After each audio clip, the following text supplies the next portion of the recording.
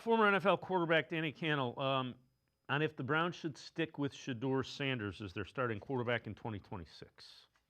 I think they're going to have to. I don't think this is a very attractive spot for a lot of quarterbacks because they don't want to deal with the Shedeur circus. Like, they might be a better, like if it's Mac Jones or one of these high, guys that's going to come out, Malik Willis, do you really want to compete with somebody where there's a fan interaction and every single time you throw an interception, it's let's see Shedeur. So ultimately, I do think Shedeur is going to get what he wants. I think he's going to be the starting quarterback for the Cleveland Browns week 1. I think he's going to have an entire offseason to be the guy, and we'll get to see what he's capable of doing. That's yet to be determined. I'm not sure that's going to be the case, but I think it's a valid point, and it goes back to a young head coach.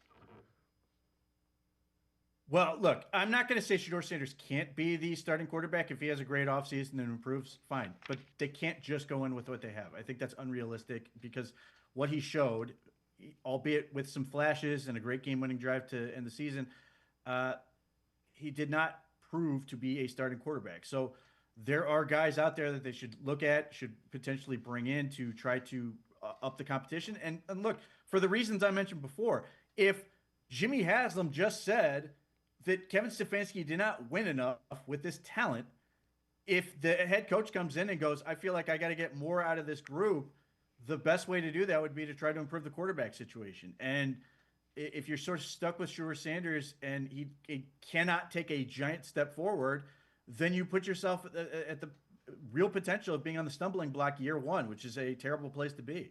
Yeah, there's a chart that's out there, and we showed it earlier in the week. Most turnover-worthy throws and most sacks taken.